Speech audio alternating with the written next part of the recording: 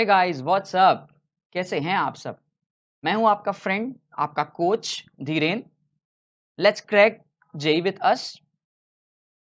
It's about me, myself Dhiren Kshetrapal. मैंने अपना post graduation chemistry से कंप्लीट किया है। मेरी आईआईटी जैम रैंक 694 रही है। मोर देन 6 इयर्स का मुझे अपनी टीचिंग एक्सपीरियंस है। इंडिया के वेरियस इंस्टीट्यूट में मैंने पढ़ाया है। माय डियर, आप हमसे कनेक्ट हो सकते हैं हमारी ऐप को डाउनलोड करके। This is Unacademy learning app. फटाफट से कनेक्ट हो जाइए। Now the first one is कि क्यों हम अनअकैडमी से कनेक्ट हुए, what are the benefits. My dear, the first benefits is the daily live classes. Normally आप देखते हो कि आप जनरली रिकॉर्डेड वीडियोस देखते हो, लेकिन हमारे साथ आप लाइव कनेक्ट हो सकते हो, अपने आप को एंगेज कर सकते हो, अपने डिस्कशंस हमसे पूछ सकते हो, कोई भी डाउट हो आप इजीली हमसे पूछ सकते हो। आप हमारे साथ पोल कर सकते हो, हम क्वेश्चंस में पोल्स कराते हैं। Next is our live test and quiz. My dear, आप कितना भी पढ़ाई कर लो, इंपॉर्टेंट इज कि आप एग्जिस्ट कहाँ करते हो, आपका पढ़ाई कैसी चल रही है, उसका एनालिसिस बहुत जरूरी है। उसकी परफॉर्मेंस को चेक करने के लिए अपन लोग एक लाइव टेस्ट रखते हैं। बहुत सारे रेगुलर बेसिस पे लाइव टेस्ट होते हैं, जिससे हम आपको पता करते हैं कि आप कहाँ पे हो और आपको अभी जेई को क्रैक करने के लिए या किसी भी एग्जाम को क्रैक करने के लिए कितना और मेहनत करनी है। Next is the structured course. My dear, this one is कि हमारा जितना भी कोर्स होता है यार, वो सारा कंप्लीट स्ट्रक्चर्ड और वेल मैनर्ड होता है। एक फिक्स्ड टाइमिंग होती है हमारी, एक फिक्स टेक्नोलॉजी बेसिस पे हम वर्क करते हैं। हम अपना बेस्ट देने की कोशिश कर सकते देते हैं कि आप कैसे अपने जेई को इजीली क्रैक कर सकते हैं। Next one is unlimited access. My dear, देखो नॉर्मली कोचिंग्स में क्या होता है कि आप जाते हो और अपने नोट्स बनाते हो और चल देते हो, लेकिन हमारे साथ क्या है, इन केस इन फ्यूचर अगर आप पढ़ते पढ़ते कोई डाउट आ रहा है तो आप दोबारा से हमारे साथ एक्सेस कर सकते हो और आप हमारी रिकॉर्डेड वीडियोस को इजीली देख सकते हो। आप अपने कंफर्ट जोन में हमारे साथ स्टडी कर सकते हो। नेक्स्ट इज, अगर आप हमसे कनेक्ट होना चाहते हैं तो एक इकोनॉमिकल फीस में आप हमसे कनेक्ट हो सकते हैं। माय डियर, नॉर्मली जहां पे बड़ी बड़ी कोचिंग्स पूरे साल भर का अप्रोक्स यार 1.5 से 2 लाख का चार्ज करती हैं जेई के लिए, वहां पे हम बहुत ही कम अमाउंट में, दैट इज 30,000 रुपीज में आपसे कनेक्ट होते हैं। अगर आप डिस्काउंट चाहते हैं तो this is my code, just type DHIREN and get the instant discount of 10%। आपकी 12 मंथ की फीस ओनली एंड ओनली 27,000 हो जाती है। अगर आपके पास टाइम है माय डियर, आप 2 इयर्स की प्लानिंग कर रहे हो, तो जस्ट एंड ओनली 5,000 रुपीज पे करके आप हमारे साथ 24 मंथ के लिए कनेक्ट हो सकते हो। बहुत ही इकोनॉमिकल फीस है, आपको कोई सोचने की जरूरत नहीं है ज्यादा। नाउ इज कि मैंने एक पीपीटी प्लान की है कि कैसे अपन को 99 परसेंटाइल केमिस्ट्री में स्कोर करना चाहिए। माय डियर, एग्जाम एकदम पास आ रहे हैं और स्टडी के साथ साथ उसकी प्लानिंग बहुत जरूरी है। सिर्फ पढ़ना नहीं होता कि हम पढ़ रहे हैं, उसकी स्ट्रेटजी बहुत जरूरी है। मैंने यहाँ पे कुछ आपके सामने स्ट्रेटजी बनाने की कोशिश की है। This is the strategy and planning कि कैसे हमको प्लान करना चाहिए अपनी जेई के लिए, कैसे हमारा शेड्यूल होना चाहिए, कैसी हमारी पढ़ाई होनी चाहिए, मैंने यहाँ पे दिखाने की कोशिश की है। तो कुछ बेसिक से स्टेप्स हैं, अगर आप इसको फॉलो करते हो तो डेफिनेटली आप 99 परसेंटाइल केमिस्ट्री में यार अचीव कर सकते हो। कोई बहुत बड़ा टास्क नहीं है। हाँ, ये बात जरूर कहूंगा, अगर आपको जेई क्रैक करना है तो केमिस्ट्री इज द बैकबोन। आप फिजिक्स और मैथ्स तो पढ़ते ही पढ़ते हो, साथ साथ केमिस्ट्री को आपको ज्यादा बेस्ट देना पड़ेगा, क्योंकि केमिस्ट्री आपके मार्क्स को बूस्ट अप करती है। आप इजीली मार्क्स अगर अचीव करना चाहते हो, अपनी रैंक को बूस्ट करना चाहते हो, तो आपको केमिस्ट्री को अपना बैकबोन बनाना पड़ेगा और उसके लिए एक कुछ स्ट्रेटजीज हैं। सबसे पहली स्ट्रेटजी है दैट इज सीक्वेंसिंग। ये क्या है और क्यों क्यों जरूरी है? तो देखो यार, सबसे पहले अगर आपको कहीं प्रॉब्लम आ रही है तो आप क्या करो, कुछ टॉपिक की एक लिस्ट बना लो कि इन टॉपिक्स को मुझे पढ़ना है। ठीक। नेक्स्ट वन इज, ये बहुत इंपॉर्टेंट काम है यार, कि आप कुछ फेवरेट और इजी टॉपिक को सेलेक्ट कर लो। इससे फायदा क्या होगा, आप सबसे पहले मेरी मानो तो इजी और फेवरेट टॉपिक को खत्म कर लो। इससे फायदा ये है कि आप जब इसको कर लोगे ना यार, तो आपको एक बूस्टअप मिलेगा कि नहीं यार, मैं कुछ अचीव कर सकता हूं। नेक्स्ट इज, अगर ये अचीव हो गया तो आप बहुत इजीली जो आपके डिफिकल्ट टॉपिक्स हैं उसको भी खत्म कर सकते हो। हाँ, ये इंपॉर्टेंट है, ये बहुत जरूरी है कि आपके मोस्ट एक्सपेक्टेड क्वेश्चंस पे काम करना आपको आना चाहिए। एक प्लान कर लो कि यार इस चैप्टर से ये इंपॉर्टेंट क्वेश्चन है, इस चैप्टर से ये इंपॉर्टेंट क्वेश्चन है और इस चैप्टर से ये इंपॉर्टेंट क्वेश्चन है। जैसे मैं बहुत बेसिक एग्जांपल ले रहा हूं कि यार केमिकल बॉन्डिंग में मुझे पता है कि एक क्वेश्चन अगर बॉन्ड ऑर्डर से आना है तो आना है, और एक क्वेश्चन अगर हाइब्रिडाइजेशन से आना है तो आना है। तो दिस इज व्हाट कि ये हमारा एक्सपेक्टेशंस है, ये तो आएगा ही आएगा। इसी तरह आप हर एक टॉपिक की एक प्लानिंग कर लो, एक सीक्वेंसिंग कर लो कि हाँ यार, ये हमारे मोस्ट एक्सपेक्टेड क्वेश्चंस हैं, इनको मुझे बहुत बार लगाना है। Next, this is the PYQ series, that is previous year question. सब कुछ पढ़ने के बाद आपको पीवाईक्यू को लगाना बहुत जरूरी है। पीवाईक्यू में आपको ये एनालिसिस होता है कि एक्चुअली हमारे जेई में किस लेवल पे क्वेश्चंस आते हैं। मान लो हमने बहुत कम लेवल स्टडी की हो, हमको और जरूरत हो, तो पीवाईक्यू हमको बता देगा कि नहीं यार, आपको और अभी पढ़ना है। प्रीवियस ईयर क्वेश्चन से आपको एक बेसिक से एनालिसिस मिल जाता है, एक स्ट्रक्चर मिल जाता है कि हाँ यार, इस बिहाफ पे पढ़ना है। Next is step 2। ये अगला स्टेप है, ये हमको बताता है कि कैसे अपने टाइम और अपने डेट को, अपने टॉपिक्स को डिवाइड कर लो। मैंने कुछ बेसिक से ग्राफ बनाए हैं, मैंने बेसिक से वर्क किया है इसमें कि कौन कौन से टॉपिक से नॉर्मली कितना कितना परसेंट आता है। तो केमिस्ट्री में यार हमारे 3 टॉपिक हैं, that first one is physical chemistry, second one is inorganic and third one is organic. Physical का लगभग लगभग लगभग लगभग 35.6% आपका अचीव होता है। उसी तरह ऑर्गेनिक का 34.7 and the last one is inorganic. अगर आप देखोगे एग्जाम में तो मोस्ट ऑफ द एग्जाम में इसका परसेंटेज चलता है।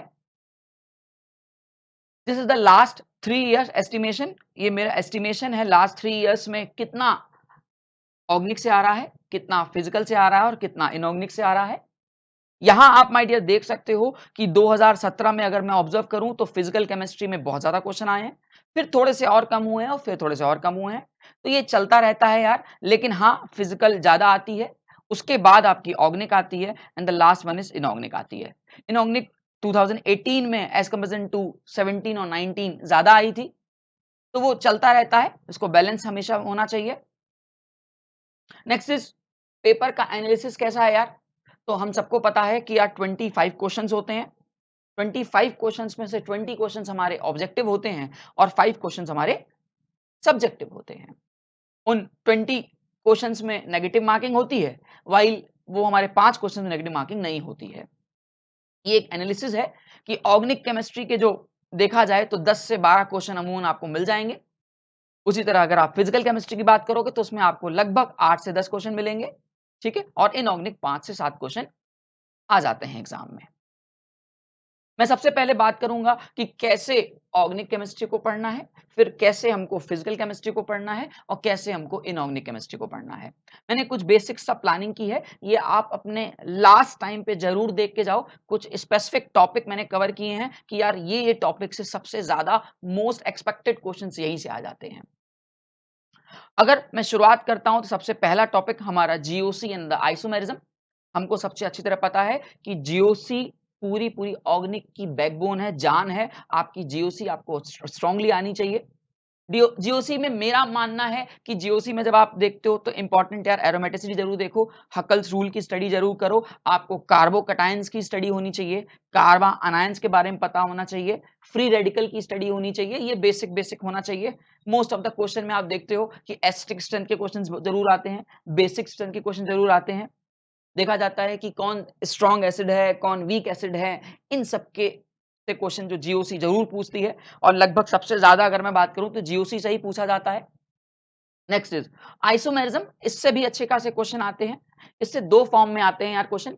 एक आता है डायरेक्ट फॉर्म, मतलब डायरेक्ट आपसे पूछ लेगा कि इसका आर और एस निकालने को दे देता है। लास्ट आप देखोगे अपने पेपर में तो आर एस जरूर पूछा है, आइसोमेरिज्म से पूछता है आर एन एस के बारे में। नेक्स्ट इज अगर आप ऑप्टिकल आइसोमेरिज्म में और बात करते हो तो पीओएस निकालना, सीओएस निकालना, ऑप्टिकल एक्टिविटी की स्टडी करना आपको आइसोमेरिज्म में आना चाहिए। इसके अलावा कुछ ज्योमेट्रिकल आइसोमेरिज्म्स पता होने चाहिए, जैसे सिस हो गया, ट्रांस हो गया, एंटीजेन, ज़ूज़ामैन, ये सब टॉपिक्स आपके कवर होने चाहिए, क्योंकि अगर आप ये टॉपिक कवर कर लोगे तो आपको next that is reaction mechanism वो कवर करना बहुत ईजी हो जाएगा। ऑर्गेनिक में देखो यार, मुझे लगता है बच्चे क्या होते हैं ना, बजते रहते हैं, कभी एक चैप्टर पढ़ेंगे तो दूसरा भूलेंगे, दूसरा पढ़ेंगे तो तीसरा भूलेंगे, एंड सो ऑन चलता रहता है। आपको ऑर्गेनिक वैसे नहीं पढ़नी चाहिए। ऑर्गेनिक का सबसे बेसिक है कि आपको उसकी मैकेनिज्म आना बहुत जरूरी है। जब तक आप रिएक्शन की मैकेनिज्म को नहीं समझोगे कि रिएक्शन में एक्चुअली हो क्या रहा है, तब तक आप उस रिएक्शन को का प्रोडक्ट अचीव नहीं कर सकते हो।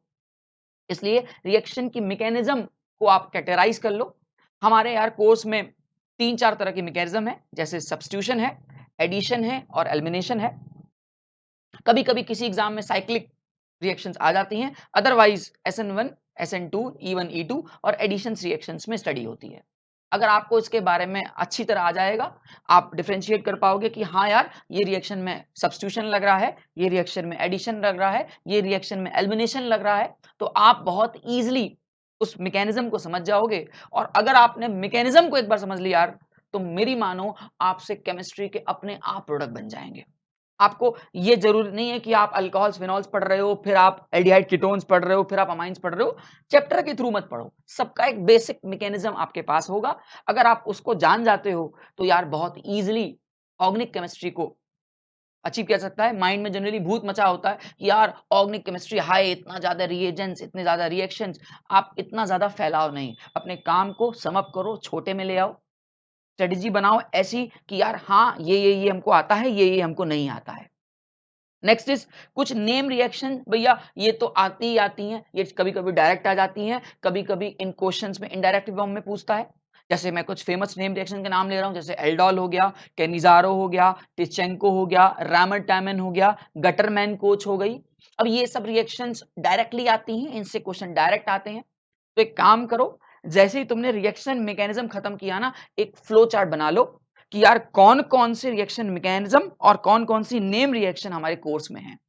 जितनी भी नेम रिएक्शन आपके कोर्स में है, आप उसको एक तरफ स्कैटर्ड कर लो, लिख लो कि यार हाँ यार, ये इंपॉर्टेंट रिएक्शंस हैं, हमको ये रिएक्शंस पढ़नी है। And the last one is important reagent. ये अगेन बहुत इंपॉर्टेंट है यार। रिएजेंट्स, ऐसे तो रिएजेंट का कोई अंत नहीं है यार, केमिस्ट्री में इतने अथाह रिएजेंट हैं कि आप थक जाओगे रिएजेंट याद करते करते। बट मैंने क्या कहा कि आप अपने आप को बहुत ज्यादा फैलाओ नहीं, अपने आप को समेटो, कुछ छोटे छोटे पार्ट्स में बांट दो कि यार ये पढ़ना है, ये नहीं पढ़ना है। रिएजेंट्स भी आपके कोर्स में बहुत ज्यादा रिएजेंट्स नहीं है अपन के जेई में। हम लोग में जेई में सिर्फ रिड्यूसिंग एजेंट्स हैं और कुछ ऑक्सीडाइजिंग एजेंट हैं, जैसे LiLH4 हो गया, NaBH4 हो गया, इन सब पे मोस्ट ऑफ द क्वेश्चंस आते हैं। बहुत ज्यादा बड़े बड़े रिएजेंट्स पे आप फोकस मत करो, हाई ये रिएजेंट भी करना है, ये करना है, ऐसा नहीं है। कुछ स्पेसिफिक रिएजेंट्स ही हमारी केमिस्ट्री में है, इन रिएजेंट्स का ख्याल रखना है आपको। ये रिएजेंट्स अगर आपको आएंगी, ये नेम रिएक्शन अगर आपको आएगा और रिएक्शन मैकेनिज्म आएगा, तो मेरी मानो यार ऑर्गेनिक बहुत बड़ी चीज नहीं है। ऑर्गेनिक आपको आनी चाहिए, बट उसको जानने के लिए इन बेसिक्स टूल्स को जानना जरूरी है। फिर भी मैंने कुछ चैप्टर वाइज वेटेज बांटे हुए हैं। आप देख सकते हो यार, सबसे ज्यादा अगर वेटेज किसी को है तो वो हाइड्रोकार्बन को है। इसी हाइड्रोकार्बन में अपनी जीओसी एंड आइसोमेरिज्म कवर हो जाती है। तो देख सकते हो 28% यार हाइड्रोकार्बन से क्वेश्चन आए हुए हैं। इसके अलावा एरोमेटिक कंपाउंड से क्वेश्चन आते हैं, एल्डिहाइड कीटोन से भी देखो क्वेश्चन आते हैं, ये स्कैटर्ड फॉर्म में है। सबसे ज्यादा आपके हाइड्रोकार्बन से हैं, next one is alcohol phenol से हैं। अगर आपने पीछे रिएक्शन मैकेनिज्म कर ली ना, तो ये अल्कोहल फिनॉल भी अपने आप कवर हो जाएगा। ठीक, एरोमेटिक कंपाउंड्स आप अलग स्टडी करो। हाँ, ये बात का ख्याल रखना, एलिफेटिक को अलग कर लो और एरोमेटिक की स्टडी अलग कर लो। एरोमेटिक से मोस्ट ऑफ द क्वेश्चन बन जाते हैं। ठीक है, एल्डिहाइड कीटोन्स में जनरली यार मुझे ऐसा लगता है, जो मेरा स्टडी प्लान है, मैं जनरली इसमें से नेम रिएक्शन पकड़ता हूं। जैसे मैंने अभी आपसे कहा था कि एल्डोल करो, टिस्चेंको करो, परकिंस करो, तो ये एल्डिहाइड कीटोन से अच्छे क्वेश्चन इसमें आते हैं। ठीक है, नाइट्रोजन कंपाउंड में आप सबसे ज्यादा अगर ख्याल रखोगे तो डाइजोनियम सॉल्ट का ख्याल रखोगे, इससे पक्का एक क्वेश्चन बनता है। हाँ, इससे एक क्वेश्चन बेसिक स्ट्रेंथ पे बनता है। वैसे अगर आप जैसे ही हाइड्रोकार्बन और जो हमारा मैंने आपसे कहा, अगर आप जीओसी कवर कर लोगे तो अपने आप ये नाइट्रोजन की सारी फैमिलीज कवर हो जाएंगी। बस जो बचेगा वो आपका सिर्फ नेम रिएक्शन याद करने को बचेगा और कुछ छोटी मोटी रिएक्शन याद करनी है। Chemistry in every life, polymers and biomolecules, मैंने पर्सनली बताऊं तो ये एकदम लास्ट में किया था। अच्छा, ऐसा क्यों किया था कि यार मैंने कहा ना कि टॉपिक को मैंने इजी और टफ में बांट दिया था। ये मुझे chemistry in every life, polymers और बायोमोलिक्यूल्स एक्चुअली रटने वाले चैप्टर हैं, तो मुझे लगता है कि मैं यार एग्जाम टाइम पे ही करूं, पहले करूंगा फिर भूलूंगा, पहले करूंगा फिर भूलूंगा, इसलिए पहले मैंने सारी ऑर्गेनिक को निपटा लिया और लास्ट में इन 3 चैप्टर को निपटाया है, जिसमें ये हमारा केमिस्ट्री एवरी लाइफ है, पॉलीमर्स है और बायोमोलिक्यूल्स है। पॉलीमर्स में कुछ मोनोमर्स पूछ लेते हैं। आप एनसीईआरटी की बुक को उठाओगे तो एनसीईआरटी बुक में जितने स्पेसिफिक मोनोमर हैं उससे ज्यादा नहीं आएंगे, ये गारंटी मेरी है। हाँ, इन तीनों चैप्टर के लिए आपको सिर्फ और सिर्फ ओनली और एनसीईआरटी पढ़नी है, इससे ज्यादा आपको पढ़ने की जरूरत नहीं है। ठीक, अब मैं बात करता हूं यार फिजिकल केमिस्ट्री की। फिजिकल केमिस्ट्री में देखो है तो बहुत बड़ा फिजिकल केमिस्ट्री, लेकिन अगर मैं इसको चैप्टर वाइज में बांटूं तो कुछ हमारे पास एटॉमिक स्ट्रक्चर हैं, मोस्ट इंपॉर्टेंट मेरा फेवरेट थर्मोडायनेमिक्स भी है, equilibrium again most important, solid state solution, electrochemistry and chemical kinetics. अब देखो यार इसको कैसे करना है। अगर मैं एटॉमिक स्ट्रक्चर की बात करूं तो एटॉमिक स्ट्रक्चर अपने आप में बहुत बड़ा हिस्सा है, लेकिन शुरुआत के जो थ्योरीज है ना, ये सब एग्जाम में बहुत कम पूछी जाती हैं। इसमें से जो मोस्ट एक्सपेक्टेड क्वेश्चन है वो पूरे पूरे क्वांटम नंबर से आ जाते हैं। क्वांटम नंबर से जरूर एक क्वेश्चन पूछेगा। हाँ, हाइजेनबर्ग्स की अनसर्टेनिटी जरूर पूछता है, श्रोडिंगर की इक्वेशन जरूर पूछता है। तो इन सब टॉपिक्स को आप एटॉमिक स्ट्रक्चर में जरूर ख्याल रखोगे। क्वांटम नंबर से लगातार 2-3 साल से क्वेश्चन आ रहा है, इसलिए अगेन बोल रहा हूं क्वांटम नंबर को मत छोड़ना, पक्का और पक्का आएगा। Next is thermodynamics. My dear, thermodynamics chemistry की एक जान है। बहुत ज्यादा क्वेश्चन थर्मोडायनेमिक्स आ जाते हैं, लगभग मतलब 2 से 3 क्वेश्चन आप अगर देखोगे तो थर्मोडायनेमिक्स के आपको मिल जाएंगे। इसमें आपको क्या करना है, ये लोगों को थोड़ा टफ लगता है, बट मेरी मानो तो अगर आप इसको एक प्लानिंग में लेके जाओगे तो सबसे इजी चैप्टर है। अच्छा, अब इसको करना कैसे है थर्मोडायनेमिक्स को, तो थर्मोडायनेमिक्स को पहले तो 3 पार्ट में डिवाइड कर लो। एक पार्ट लो थर्मोडायनेमिक्स प्योर, एक थर्मोकेमिस्ट्री और एक थर्ड पार्ट गिब्स वाला, जिसमें हम लोग एंट्रोपी एंट्रोपी पढ़ा करते हैं। इसमें आप basically state function, state variable वाले टॉपिक एक तरफ करो, जितनी एंथैल्पीज हैं, टाइप्स ऑफ जितनी भी हमने एंथैल्पीज पढ़ी हैं, वो सारी एंथैल्पीज के एक तरफ स्ट्रेटजी बनाओ। ठीक है, थर्मोकेमिस्ट्री में इसी का एप्लीकेशन है। वहां पे क्वेश्चन पूछता है कि भैया इतनी एंथैल्पी इसमें लग रही है, इतनी एंथैल्पी इस इक्वेशन में लग रही है, तो टोटल एंथैल्पी कितनी लगेगी। ठीक है, एक रिएक्शन बैलेंस करने को कहेगा, रिएक्शन मैनर्ड में आ जाने को कहेगा, आप उसको देख सकते हो। ठीक है, थर्ड वन इज आपकी गिब्स एनर्जी वाला कंसेप्ट। ठीक है, गिब्स एनर्जी में एक क्वेश्चन जरूर पूछता है, that is delta G is equal to delta H minus T delta S पे, इस पे क्वेश्चन पूछता है। हाँ हाँ, एक बात और बताऊंगा यार, थर्मोडायनेमिक्स और वो नालायक इलेक्ट्रोकेमिस्ट्री को मर्ज कर देता है, तो इसका भी ख्याल रखना है। हो सकता है कि कुछ क्वेश्चन इलेक्ट्रोकेमिस्ट्री थर्मोडायनेमिक्स में आ जाए और थर्मोडायनेमिक्स वाले इलेक्ट्रोकेमिस्ट्री में चले जाएं। ये आपको वहां पे पहचानना पड़ेगा, क्योंकि दोनों का आपस में इंटर रिलेशन बहुत ज्यादा है। ठीक है, तो थर्मोडायनेमिक्स को पढ़ने के लिए 3 पार्ट, पहला आपका थर्मो प्योर, दूसरा आपका थर्मोकेमिस्ट्री और तीसरा आपका गिब्स वाला टॉपिक। इन 3 टॉपिक को स्कैटर्ड करो, इसमें इनको बांटो, बांटने के बाद आप स्टडी कर लो। हाँ, इसका एक तरीका और भी मुझे समझ में आता है। कुछ लोग क्या करते हैं, फॉर्मूलाज रटते हैं। आपको फॉर्मूला रटने की जरूरत नहीं है यार, जितने ज्यादा आप नंबर ऑफ क्वेश्चंस अटेम्प्ट करोगे, सिचुएशंस जितनी आप अटेम्प्ट करोगे, वो आपको थर्मोडायनेमिक्स ज्यादा सिखाएगा। थर्मोडायनेमिक्स में थ्योरी में जितना घुसोगे आपको नहीं आएगा। थर्मोडायनेमिक्स सीखनी है तो आप क्वेश्चंस लगाओ, जितने ज्यादा क्वेश्चंस लगाओगे आपको एहसास होगा कि हाँ यार मेरा यहाँ ये मिस्टेक हो रहा है, क्योंकि थर्मोडायनेमिक्स से जो मेक मिस्टेक होता है वो साइन कन्वेंशन का होता है। साइन कन्वेंशन के बारे में हम लोग बहुत ख्याल रखते हैं और वही लोगों से गलती भी होती है, उससे बचने की कोशिश करना। ठीक, next is equilibrium. Equilibrium again अपने आप में बहुत इंपॉर्टेंट टॉपिक है यार, इक्विलिब्रियम से क्वेश्चन जरूर जरूर बनेंगे। इसको आप 2 पार्ट में डिवाइड करो, एक अपना केमिकल इक्विलिब्रियम और दूसरा अपना आयनिक इक्विलिब्रियम। केमिकल इक्विलिब्रियम में जो सबसे ज्यादा पूछा जाता है वो है ले चैटलिए प्रिंसिपल। इस पे आप जरूर फोकस करोगे, इस पे जरूर पूछेगा कि एक रिएक्शन जा रही है तो कौन कौन से फेवरेबल कंडीशंस हैं उस रिएक्शन की यील्ड को बढ़ाने या घटाने के लिए, ये जरूर ध्यान दोगे इसमें। दूसरा यार लोग छोड़ के जाते हैं, बट मुझे बहुत अच्छा लगता है, थर्मोडायनेमिक्स सॉरी इक्विलिब्रियम का एक टॉपिक है, इसको बोलते हैं पैरेलल एंड सीरीज रिएक्शन। ये केमिकल इक्विलिब्रियम में क्वेश्चन 2-3 बार से पूछा हुआ है, इसका जरूर ख्याल रखना। जो मैं बोल रहा हूं इसको प्लीज एक कॉपी में नोट कर लो कि ऐसे ऐसे करना है। नेक्स्ट इज, अगर मैं आयनिक की बात करूं तो आयनिक में कुछ कैटेगरी में मैंने क्वेश्चंस को बांट रखा है। पहली कैटेगरी है pH question, pH based question. अगर आपको पीएच निकालने आता है तो एक क्वेश्चन पीएच के बेस पे आते हैं, क्वेश्चन आते हैं। नेक्स्ट, पीएच के अलावा जो क्वेश्चन आता है वो बफर पे आता है। हाँ, बफर को पढ़ना बहुत जरूरी है यार, बफर जरूर पढ़ के जाना, पक्का पक्का गारंटी क्वेश्चन आएगा बफर पे। और third, again one of the most important, that is Ksp, solubility product वाले क्वेश्चंस, उसको आपको जरूर देख के जाने हैं। मेरी मानो तो सॉल्युबिलिटी पे लास्ट 10 इयर्स की अगर मैं बात करूं तो कम से कम 4 बार 4 साल में सब, अगर उन्होंने क्वेश्चन सबसे ज्यादा पूछे हैं तो आपके केएसपी से पूछे हैं, तो इसका ख्याल आपको रखना होगा। इक्विलिब्रियम पढ़ने की तरीका अगेन वही है, नंबर ऑफ क्वेश्चंस अटेम्प्ट करो, सिचुएशन बेस्ड काम करो कि भैया एसिड को अलग पढ़ना है, बेस को अलग पढ़ना है और सॉल्ट की स्टडी हमको अलग करनी है। इन तीनों पार्ट में डिवाइड कर लो। एसिड में पीएच पे काम करो, बेस में भी यही पीएच पे काम करो, फिर इनके इंटर रिलेशन को पढ़ो कि एसिड और बेस की इंटर रिलेशन कैसे काम करती है। And third one is salt के बारे में काम करो कि सॉल्ट कैसे काम करता है, सॉल्ट की हाइड्रोलिसिस इंपॉर्टेंट है, वो आ जाती है। ठीक, next one is the solid state, again one of the most favourite topic, solid state. ये पूरा चैप्टर अपने आप में एक इमेजिनेशन बेस्ड चैप्टर है यार। जिसने इस चैप्टर को पढ़ लिया वो सबसे बेस्ट करके चला जाएगा। सॉलिड स्टेट को पढ़ने के लिए इमेजिनेशन जितनी ज्यादा स्ट्रॉन्ग कर सकते हो प्लीज उसको स्ट्रॉन्ग कर लो।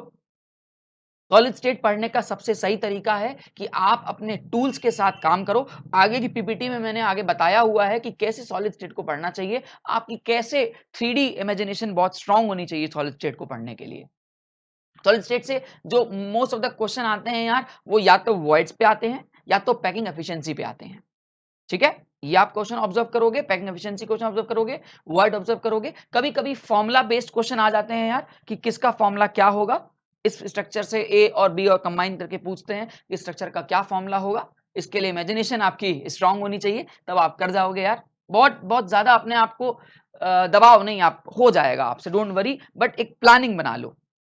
सोल्यूशन से आपको क्या करना है, सोल्यूशन से आपको सबसे ज्यादा फोकस करना है, एक तो देखो रॉल्स लॉ पे ध्यान देने वाली रॉल्स लॉ है। दूसरी आपकी वेंट ऑफ फैक्टर टॉपिक सबसे इंपॉर्टेंट है, इसका ख्याल रखना है। वेंट ऑफ फैक्टर से जरूर क्वेश्चन आएगा, वेंट ऑफ फैक्टर से डायरेक्ट क्वेश्चन नहीं आएगा, वो कॉलिगेटिव के साथ ही आएगा।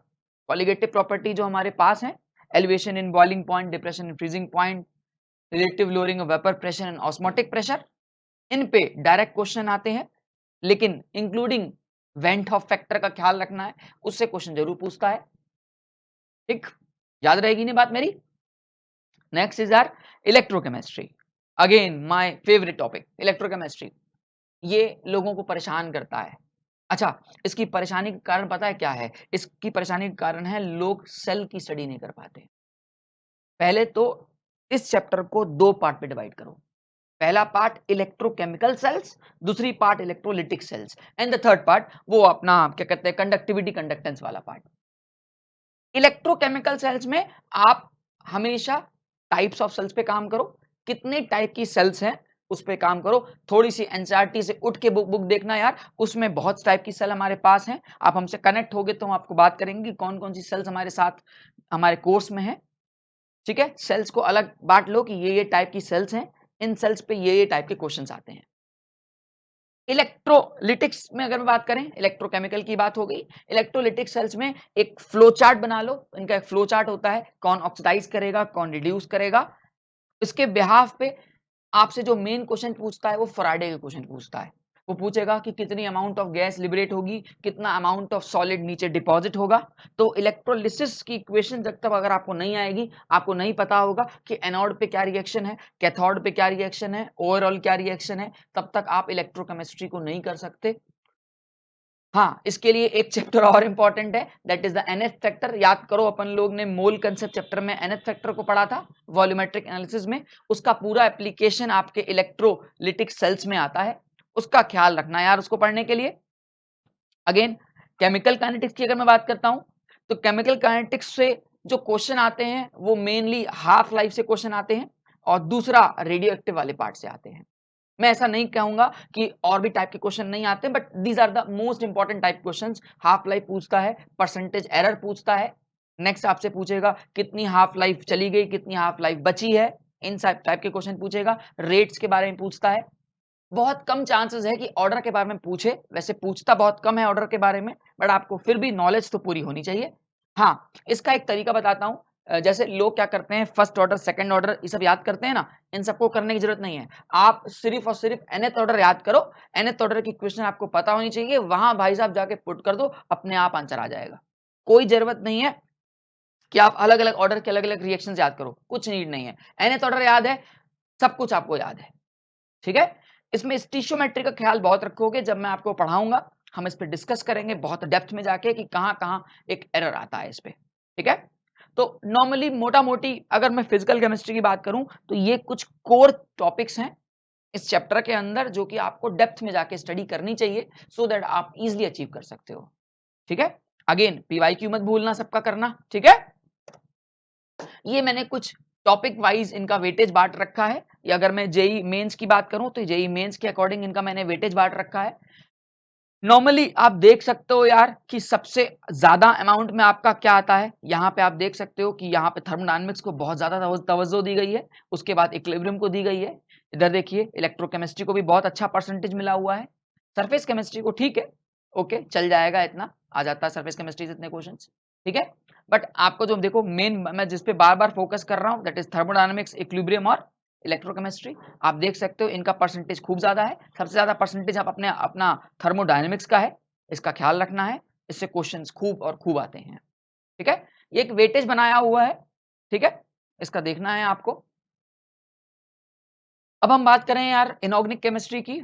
अगेन इनऑर्गेनिक केमिस्ट्री के साथ देखो, पहले तो मैं कहूंगा कि मेरा पर्सनल एनालिसिस है कि यार तुम पहले ऑर्गेनिक खत्म कर लो और फिजिकल खत्म कर लो और लास्ट में इनऑर्गेनिक पे आओ, क्योंकि इनऑर्गेनिक में थोड़ा सा ब्लॉक्स का खेल है तो आपको रटना जरूर पड़ेगा। Next is inorganic. इनऑर्गेनिक के लिए इस बात का ख्याल रखना है, one of the most two important topics are chemical bonding and the coordinate bonding. Chemical bonding और कोऑर्डिनेट बॉन्डिंग हमारी केमिस्ट्री की तो जान है।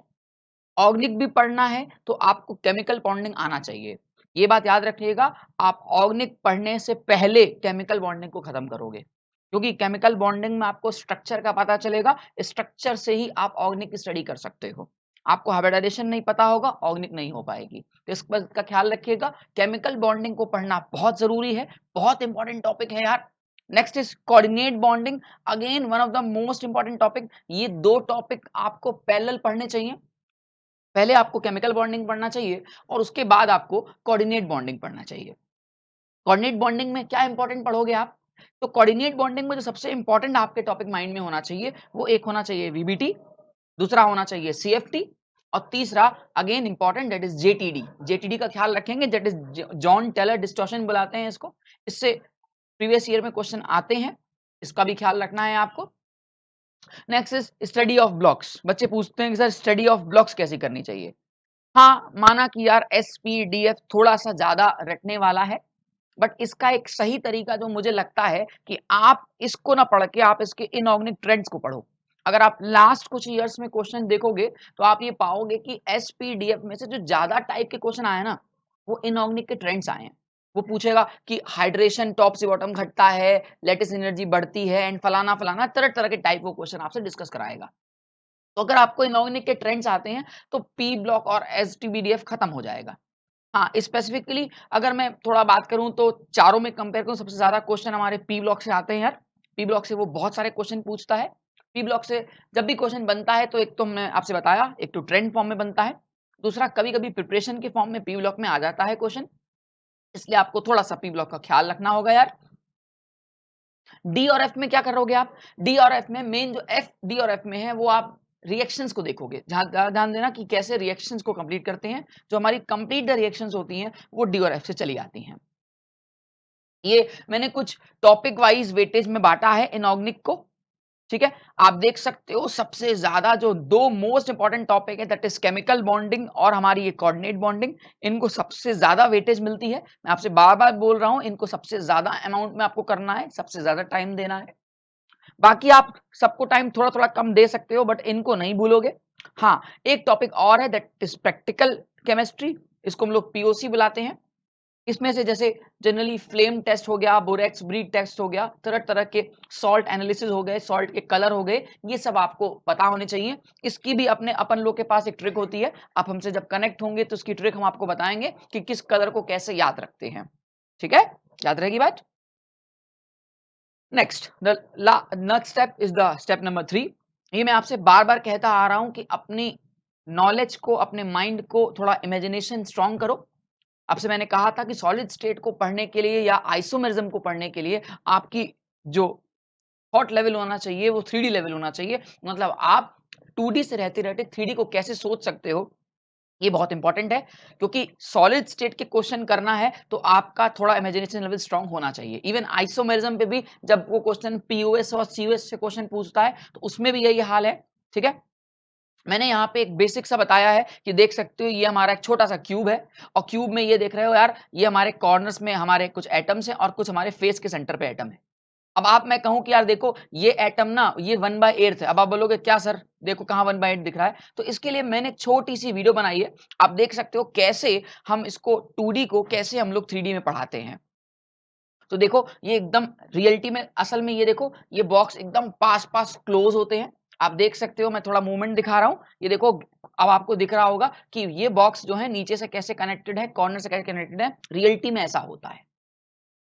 और अब देखना, जो मैं आपसे बार बार बोल रहा हूं कि देखो यार ये जो हिस्सा है आपका क्या है, 1/8 हिस्सा है जिसकी कॉर्नर की बात कर रहा हूं, और ये हमारा क्या है, जो आप फेस का देख रहे हो ये हमारा हाफ का हिस्सा है, जो कॉर्नर का देख रहे हो ये हमारा कितना है, 1/8 है, और ये हमारा 1/8 है। अब पहले आपको 1/8 में प्रॉब्लम हो रही थी, लेकिन अब देखो आपने थोड़ी सी इमेजिनेशन स्ट्रांग की, अपने नॉलेज को 2D से 3D में कन्वर्ट किया, तो आपको फायदा हो गया। तो इसलिए मैं बार बार बोल रहा हूं, सॉलिड स्टेट को पढ़ने के लिए आपकी इमेजिनेशन थोड़ी स्ट्रांग होनी चाहिए यार। एक सेम एग्जांपल मैंने लिया है, एक ये ट्रांसडेकलिन होता है। अब ट्रांसडेकलिन की अगर मैं बात करूं तो ट्रांसडेकलिन में जनरली जो क्वेश्चन आता है या नॉर्मली आइसोमेरिज्म का टॉपिक है, यहां से आपसे बोलेगा कि बताओ इसके अंदर पीओएस है या नहीं है। अब यार यहां से देखोगे ना तो तुम्हें लगेगा हाँ सर देखो पीओएस है, लेकिन जरा तुम इसको थोड़ा सा अपना इंटरेक्टिव वे में देखो। मैंने एक पीपीटी बनाई है इसकी, ये देखो, ये देखो कैसे मैं इसको 2D से अपने आप में इसको मैं 3D में लेके जा रहा हूं। ये देखो, अब ये देखो और वो देखो क्या डिफरेंस है। यहाँ पे आपको असल में दिख रहा है, ये देखो कि कैसे ये आपका 3D में एग्जिस्ट करता है, कैसे ये आपका जो क्लोरीन है वो एक तरफ है और OH जो है आपके एक तरफ है। इसके अलावा मेरे पास कुछ मॉडल्स पड़े हुए हैं, आप देख सकते हो यार ये वो मॉडल है, ठीक है, जो आपको 3D में समझना होगा। पहले आप 2D में देख रहे थे, अब ये देखो 3D में है। अब यहाँ पे आप ऑब्जर्व कर रहे हो कि यार ये देखो यहाँ पे OH इस तरफ है और Cl आपके इस तरफ है। ठीक है, अब मैं आपसे कहूं कि यार ये क्या इसमें पीओएस आ सकती है, तो आप साफ साफ बोलोगे पीओएस देखो सर नहीं आ सकती है। देखो कहीं से भी काट लो ये कटिंग नहीं करेगा, इसकी मिरर इमेज इससे नहीं आएगी। अल्टीमेटली मेरे कहने का सेंस है कि आप जब उसको 2D में देख रहे थे, यहाँ देखो ये आप जब 2D में देख रहे थे तो आपको ऐसा लग रहा सर पीओएस आ जाएगी, ठीक है, लेकिन जब आप इसको यहाँ देख रहे हो तो आपको लग रहा है यार सच में पीओएस तो नहीं आ रही है। तो मैं बार बार इसी बात पे फोकस कर रहा हूं कि कुछ ऐसे हमारे केमिस्ट्री में टॉपिक्स हैं जिसकी आपकी 3D इमेजिनेशन के बिना काम नहीं चलने वाला, उसको आपको करना होगा। ठीक, नेक्स्ट इज स्टेप नंबर 4। बच्चे मुझसे पूछते हैं कि सर कितनी आवर्स की स्टडी होनी चाहिए। अब यार सही बताऊं तो इसका स्पेसिफिक कोई आंसर नहीं है, बट फिर भी यार एटलीस्ट मिनिमम 6 आवर्स तो आपको पढ़ना पड़ेगा। अब मैं 6 आवर्स को कैसे पढ़ोगे, अब अपने शेड्यूल को इस तरह बांटो कि यार 2 आवर्स आपने केमिस्ट्री पढ़ा, 2 आवर्स आपने फिजिक्स पढ़ा और 2 आवर्स आपने मैथ्स पढ़ा। या आप ऐसे बांटो जो आपका सबसे स्ट्रांग है उसको कम टाइम दो और जो वीक है आप उसको ज्यादा टाइम दो। ठीक है, जब तक आपका शेड्यूल फिक्स नहीं होगा तब तक आप ऐसा नहीं कर सकते हो। मैं ऐसा क्यों बोल रहा हूं, नॉर्मली क्या होता है, जनरली मैं एक बेसिक से ग्राफ समझा रहा हूं। नॉर्मली क्या होता है, कभी तो हम बहुत ज्यादा पढ़ लेते हैं, कभी तो एकदम नहीं पढ़ते हैं, कभी तो नेगेटिव में चला जाता है, छुट्टी है आज भैया नहीं पढ़ेंगे। ऐसे आपका काम नहीं चलेगा। आपका हमेशा ग्राफ एक कांस्टेंट होना चाहिए, एक फिक्स ग्राफ होना चाहिए कि हाँ यार मुझे ऐसी स्टडी करनी है कि हम इक्वल टाइम में अपने यूटिलाइज करें। अब टाइम को फिक्स्ड लेवल पे बांटें कि यार इतना आवर्स को पढ़ना है। अगर तुमने अपने शेड्यूल को फिक्स नहीं किया तो मेरी मानो आपका सिलेक्शन नहीं होगा। शेड्यूल बहुत जरूरी है, बॉडी का क्लॉक बहुत इंपॉर्टेंट होता है यार। ठीक, नेक्स्ट इज डिटर्मिनेशन। कभी कभी मन में पढ़ते पढ़ते एक सवाल जरूर आता होगा कि यार क्यों पढ़ रहे हैं, क्या जरूरत पड़ी है। मेरी मानो तो जेई बहुत लोगों के लिए सपना होता है, बट इसको यहां तक पहुंचने के लिए आपकी हार्डवर्किंग बहुत जरूरी है। एक बार जब तुम कॉलेज में घुस गए तो वहां तो पूरी मौज है, लेकिन वहां तक जाने के लिए आपके अंदर डेडिकेशन, आपका अंदर डिटर्मिनेशन होना चाहिए कि हाँ यार मुझे वहां तक जाना है। उस गेट को पहुंचने के लिए वो गेट आपसे हार्डवर्क मांगता है। तो अगर आप अपने काम को लेकर डेडिकेटेड नहीं हो ना यार, तो इट्स नॉट पॉसिबल कि आप अपने एग्जाम को क्रैक कर सको। ठीक। नेक्स्ट इज यार पॉजिटिव एटीट्यूड। ये क्यों जरूरी है, ये क्यों जरूरी है? ये हमको बताता है, कभी कभी ऐसा फील होता है कि यार मेरे फ्रेंड ने ये टॉपिक ज्यादा पढ़ा, इसने ये ज्यादा पढ़ा, मैंने ये कम पढ़ा। आप इसके अंदर क्या होती है, अपने अंदर नेगेटिविटी पैदा होती है, और जब कभी भी नेगेटिविटी पैदा होगी तो डिमोटिवेशन पैदा होगा। आप इन दोनों से बचो। आप जब अपनी स्टडी कर रहे हो तो किसी पे ध्यान मत दो, कौन कैसा पढ़ रहा है, कौन कैसा नहीं पढ़ रहा है। हर एक यार स्टूडेंट की ना अपनी एबिलिटी होती है पढ़ाई करने की। कोई एक टॉपिक को 10 घंटे में खत्म करेगा तो वही टॉपिक को कोई काम 6 घंटे में हो जाएगा। It's depend to student. इसलिए यार अपना एटीट्यूड तुम्हारा पॉजिटिव होना चाहिए, अपनी पढ़ाई के प्रति तुम्हारा एटीट्यूड होना चाहिए कि नहीं यार मुझे अपने पे ध्यान देना है, मुझे इस बात से फर्क नहीं पड़ता कौन कितना पढ़ रहा है। ठीक है, तो एटीट्यूड रखिए अपना पॉजिटिव, किसी के लिए नेगेटिव मत सोचिए। ठीक। Next is step number 5, that is follow the right book. ये बहुत गजब चीज है। आप लोग करते क्या हो, आप लोग क्या करते हो, नॉलेज के चक्कर में या मार्क्स को लाने के चक्कर में बहुत सारी फालतू फालतू किताबें पढ़ लेते हो। कभी कभी मैंने देखा है कि बच्चे मॉर्सन बॉयट्स यूज कर रहे हैं, सोलेमॉन यूज कर रहे हैं, पीटर स्काई यूज कर रहे हैं। अरे जरूरत क्या है, इतनी फालतू बुक को क्यों यूज कर रहे हो? आप सिर्फ को जो आपके पास एक छोटी अपनी बुक है आप उसको फॉलो करो। देखो यार, सब्जेक्ट का कोई अंत नहीं होता है। आप नॉलेज और रिसर्च करने नहीं जा रहे हो, आप अपने एग्जाम क्रैक करने जा रहे हो। और हमारे पास एक लिमिटेड कोर्स है, एक फिक्स्ड कोर्स है। हमको उसी कोर्स को इस स्ट्रक्चर्ड और मैनर्ड वे में फॉलो करना है। इसलिए फालतू बुकों पे ध्यान मत दो, ये भी पढ़ लें, इस किताब से पढ़ लें, ऐसा नहीं करना है। थ्योरी की बात करें तो सही बताऊं, हमारी टीम से जैसे आप जुड़ोगे तो आपको थ्योरी पढ़ने की एकदम जरूरत नहीं पड़ेगी, क्योंकि हम आपको इतना ज्यादा पढ़ा चुके होंगे कि आपको शायद थ्योरी की कोई नीड ही ना पड़े। आपको सिर्फ और सिर्फ जो ध्यान देना है वो अपनी एक्सरसाइज पे ध्यान देना है, उनके क्वेश्चंस लगाने हैं, एक लेवल को मेंटेन करके चलना है। लेवल को कैसे मेंटेन करोगे? सबसे पहले आप हमेशा जब भी क्वेश्चन लगाओगे तो पहले लेवल 1 के लगाओगे। इससे क्या होगा, इससे तुम्हें बूस्टअप मिलेगा कि यार हाँ यार ये क्वेश्चंस हमें आते हैं। एक बात का जरूर ख्याल रखना, लेवल 2 में जाने से पहले लेवल 1 का सारा एनालिसिस कर लेना। व्हाट आई मीन टू से यार, मान लो जैसे तुम्हारे पास 60 क्वेश्चंस हैं और 60 क्वेश्चन में से तुमने 50 क्वेश्चंस जो हैं सही किए बट 10 क्वेश्चंस रॉन्ग किए। अब तुम्हारा काम है उस 10 क्वेश्चन की एनालिसिस करना। वो अगर आपने एनालिसिस नहीं किया तो आप लेवल 2 पे जब जाओगे तो आपके वहां पे क्वेश्चंस रॉन्ग होंगे। ठीक है, इसलिए लेवल 1 से 2 पे तुरंत जंप नहीं करना, हड़ाना नहीं है कि हाँ यार लेवल 1 हो गया तो लेवल 2 भी तुरंत कर लें, ऐसा नहीं करना। नेक्स्ट इज, मैं बार बार बोलता हूं पीवाईक्यू पे बहुत ध्यान दीजिए। पीवाईक्यू का बेस्ट तरीका है कि आप सब कुछ खत्म करने के बाद अपने आप को देखो कि आपने जितना पढ़ा है क्या वो उस लेवल का पढ़ा है जो एग्जाम्स में पूछते हैं। पीवाईक्यू अगर आपका होने लगेगा तो मेरी मानो सबसे ज्यादा बूस्ट आपको वहां से मिलेगा। और पीवाईक्यू के साथ साथ आप हमारे जब टीम से जुड़ोगे, हमारा जब प्लस कोर्स ज्वाइन करोगे तो वहां पे आपको टेस्ट सीरीज मिलेगी। उस टेस्ट सीरीज से आप एनालिसिस कर पाओगे कि आपका एग्जिस्टेंस कहां पे है। इसलिए मैं बार बार बोल रहा हूं, हमारे कोर्स से कनेक्ट होइए, हमसे डायरेक्टली इंटरेक्ट करिए। ठीक। मैंने आपसे कहा था कि never rashes in the theory, बहुत ज्यादा थ्योरी की जरूरत आपको नहीं है। ठीक है, आपसे मैंने कहा कि आप हमसे कनेक्ट होंगे तो हम आपकी थ्योरी को सफिशिएंट कर लेंगे। ठीक है, इतना सफिशिएंट है कि आप हमसे पढ़ लें, बहुत बहुत हो जाएगी थ्योरी। ठीक है, मैक्सिमम ट्रिक। अब ये क्या चीज है यार मैक्सिमम ट्रिक? देखो, क्वेश्चन तुम भी सॉल्व कर लोगे, क्वेश्चन मैं भी सॉल्व कर लूंगा, क्वेश्चन थर्ड पर्सन भी सॉल्व कर लेगा। इंपॉर्टेंट इस क्वेश्चन को सही टाइम पे सॉल्व करना बहुत जरूरी है। और वो क्वेश्चन तभी वो सही टाइम पे सॉल्व होगा जब तुम्हारी एक अपनी पर्सनल ट्रिक होगी किसी क्वेश्चन को लगाने की। होता जनरली ऐसा है कि अगर मैं देखूं तो एक क्वेश्चन को करने के लिए 3 मिनट मिलता है अमूमन। लेकिन रियलिटी फैक्ट है कि अगर आप ऐसे करने बैठोगे तो आप मैथ्स और फिजिक्स को छोड़ के चले आओगे। तो सही तरीका होता है कि आप केमिस्ट्री का टाइम बचाओ और लगा दो फिजिक्स और मैथ्स में। फिजिक्स का जो क्वेश्चन है या जो मैथ्स का क्वेश्चन है वो करीबन आपसे 4 मिनट 5 मिनट ले जाएगा, लेकिन केमिस्ट्री का maximum hardly 1 minute 1 minute 20 second, इससे ज्यादा क्वेश्चन को टाइम नहीं देना है। बट इसके लिए इंपॉर्टेंट क्या है, आपको ट्रिक आनी चाहिए। फिर वही बात, ट्रिक सीखोगे कहां से? ट्रिक तब सीखोगे जब हमसे आप कनेक्ट होगे। ठीक है, आप हमारे साथ कनेक्ट होंगे। ऑल ओवर इंडिया के वेरियस डिफरेंट फैकल्टीज हैं, हर फैकल्टी की अपनी पढ़ाने का स्टाइल है, अपनी उसकी एक ट्रिक होती है, जो वो ट्रिक्स यूज करके आपको आपके एग्जाम को क्रैक करने में हेल्प करेगा। ठीक, स्पीड का अगेन मैंने आपसे कहा था कि स्पीड का आप ख्याल रखिए, स्पीड बहुत जरूरी होती है यार। ठीक है, next the last one is, इसको फाइनल स्टेप बोलते हैं। बहुत हो गया, बहुत सारे स्टेप्स देख लिए, अब लास्ट स्टेप है यार हमारा रिवीजन स्टेप। ये क्यों जरूरी है? कितना भी पढ़ लो एग्जाम में, अगर आपने रिवीजन नहीं करके गए ना तो सब कुछ वेस्ट है। देखो यार, हमारे माइंड में ना दो तरह की मेमोरीज होती हैं, एक होती है प्राइमरी मेमोरी और एक होती है सेकेंडरी मेमोरी। जब आप कुछ नया नया पढ़ते हो तो आपको लगता है यार सब कुछ आने लग रहा है, एकदम फोर सारे क्वेश्चन कर रहा हूं। लेकिन जब आप ऑर्गेनिक से इनऑर्गेनिक और फिजिकल को जम करोगे ना तो आपको लगेगा हाय ऑर्गेनिक के रिएजेंट्स तो मैं भूल रहा हूं। तो उस टाइम क्या करोगे, वो भूले नहीं हो यार, वो चीजें कहाँ चली गई हैं, आपकी सेकेंडरी मेमोरी में चली गई हैं। आपको रिवीजन करके उसको प्राइमरी मेमोरी में लाना जरूरी है।